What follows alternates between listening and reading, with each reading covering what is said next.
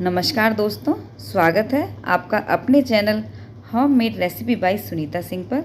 दोस्तों, जैसे आप सभी जानते हैं, ये श्रावण मास है, यानी कि सावन का महीना है। इस महीने में हमारे लोगों में बहुत मिठाइयाँ बनती हैं और बहू बेटियों घर भेजी जाती हैं।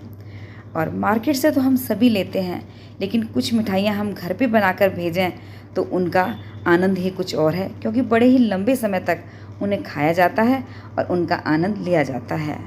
और दोस्तों, जैसा आप सभी जानते होंगे कि सावन और भादों के महीने में सत्तू लड्डू का बनाए जाना हमारी संस्कृति में बड़ा ही अच्छा माना जाता है। तो आज बस मैं वो सत्तू लड्डू बनाने जा रही हूँ, बड़े ही आसान तरीके से। ये लड्डू खाने में तो स्वादिष्ट होते ही हैं और देखने में भी देखिए कितने टेम्पटिंग दिखते हैं।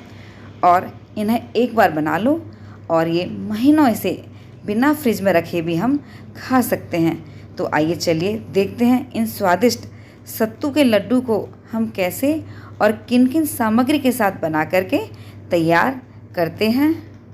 इन्हें बनाने के लिए ये मैंने 1 किलो चने का सत्तू छान कर लिया है। ये मार्केट का है, बहुत बारीक पिसा हुआ है। यदि हम भुने हुए चने को घर में पीसकर मिक्सी में छान लें तो वो इससे भी अच्छा सत्तू तैयार होता है। साथ में मैंने ये प्योर घी लिया है। लड्डू घी में ही अच्छे लगते हैं। और लड्डू में घी कितना डलेगा ये मैं आपको आगे बताऊंगी, क्योंकि हम गृहिणी हैं, घर में तराजू तो होता नहीं है। हम अंदाज से, कंसिस्टेंसी से ही पता लगाते हैं कि घी इसमें कितना पड़ेगा। और ये तगार है, जिसे करारा भी कहते हैं या मोटा बूरा भी कहते हैं। और देखिए मैं हाथ में लेकर दिखा रही हूँ ये कितना दानेदार है। बस यही लड्डुओं के लिए उपयुक्त रहता है। ये मैंने वजन में लगभग 1.25 किलो लिया है, लेकिन इतना लगेगा नहीं। सत्तू के लड्डू में थोड़ा क्रंची बाइट्स लाने के लिए ये मैंने 15 से 20 बादाम को चाकू से इस तरीके से काट लिया है।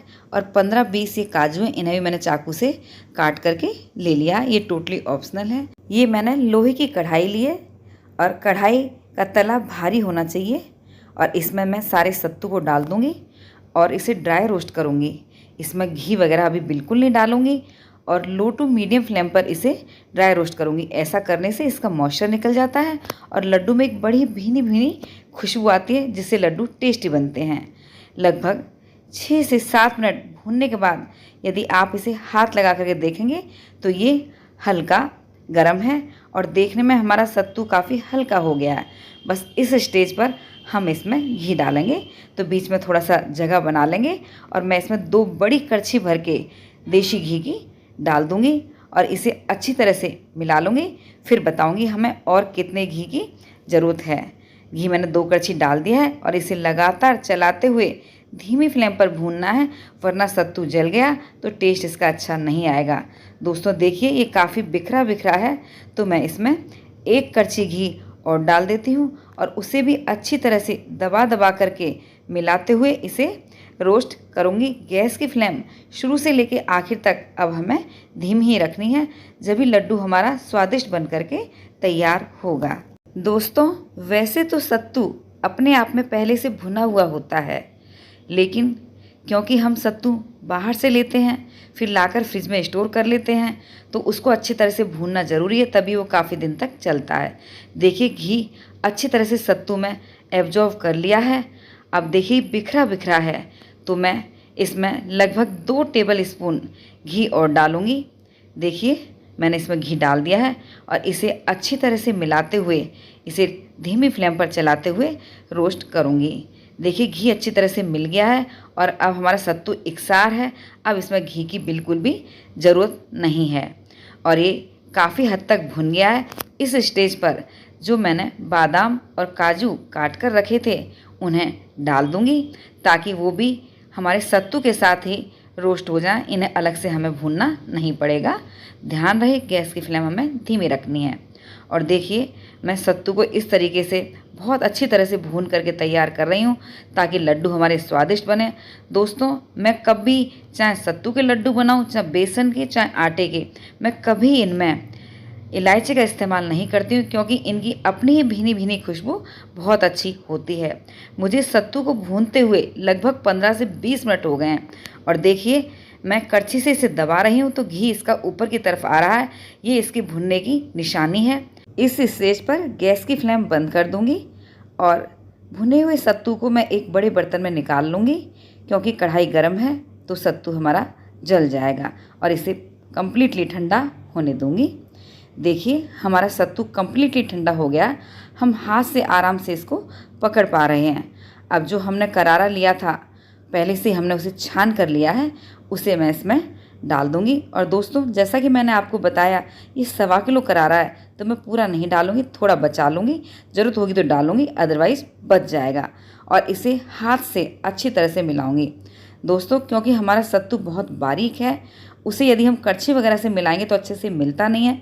इसे हाथ से ही अच्छी तरह से मसाज दे करके मिलाना पड़ता है, तभी ये परफेक्टली मिल करके तैयार होता है। देखिए हमारे सत्तू में करारा अच्छी तरह से मिल गया है, और मैं आपको बाइंड करके दिखाती हूँ। ये अच्छी तरह से बाइंड हो रहा है और मीठा भी परफेक्ट है।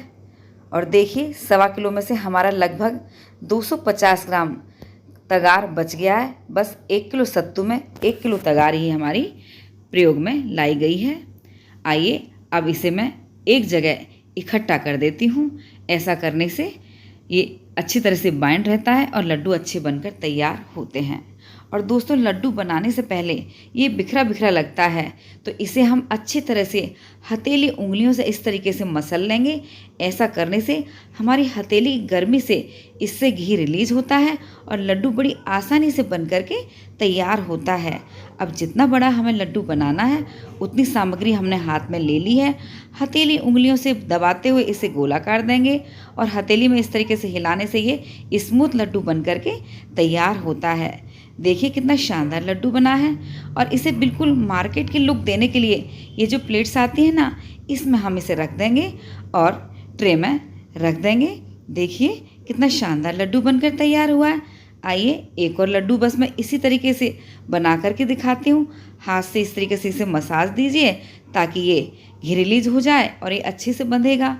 अब जितना बड़ा लड्डू बनाना है उस हिसाब से सामग्री हाथ में लीजिएगा और हथेली और उंगलियों से दबाते हुए इसे गोलाकार शेप दीजिए। गोलाकार शेप आने पर इसे हथेली के बीच में इस तरीके से हिला दीजिए।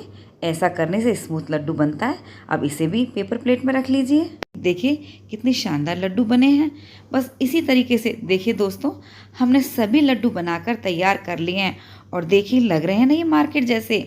हमारे लड्डुओं को और सुंदर दिखें उसके लिए मैं इनके ऊपर थोड़ा थोड़ा चांदी का वर्क लगा दूंगी ताकि हमारे लड्डू दिखने में और भी खूबसूरत लगें। देखिए हमारे सभी लड्डू बन करके तैयार हैं। अब जब कभी आपके घर मेहमान आए तो देखिए उन्हें इस तरीके से प्लेट में सर्व करके दीजिएगा, कितने अच्छे लग रहे हैं। और देखिए मैं एक लड्डू आपको हाथ में लेकर दिखाती हूँ, कितना दानेदार और परफेक्ट लड्डू है। और चलिए मैं इसे तोड़ के भी दिखाती हूँ। इस लड्डू को बनाए हुए लगभग हमें 24 आवर्स हो गए हैं और अब मैं इसे तोड़ के दिखाती हूँ। देखिए कितना इजीली टूट रहा है और देखिए अंदर से कितना दानेदार है और खाने में भी ये बड़ा ही स्वादिष्ट बनकर तैयार हुआ है। और दोस्तों यदि आपके पास पेपर प्लेट्स नहीं हैं तो आप इन्हें देखिए इस तरीके से बिना पेपर प्लेट्स के भी बना सकते हैं। और चांदी का वर्क नहीं है तो आप कोई भी ड्राई फ्रूट्स की कतरन से इन्हें गार्निश कर सकते हैं। तो बनाइएगा और अपना फीडबैक कमेंट सेक्शन में ज़रूर दीजिएगा। रेसिपी से रिलेटेड किसी भी जानकारी के लिए आप मुझे इंस्टाग्राम पर फॉलो कर सकते हैं। मेरी इंस्टा आईडी मेरे चैनल के अबाउट सेक्शन में मिल जाएगी। यदि आपको मेरी रेसिपीज़ अच्छी लगती हैं तो प्लीज़ लाइक, कमेंट, शेयर और सब्सक्राइब ज़रूर कीजिए। बेल आइकन ज़रूर प्रेस कर दीजिएगा ताकि मेरी आने वाली सभी नई रेसिपीज़ के नोटिफिकेशंस सबसे पहले आप तक पहुँचें। Thanks for watching. मिलते हैं नेक्स्ट वीडियो में, तब तक के लिए बाय बाय।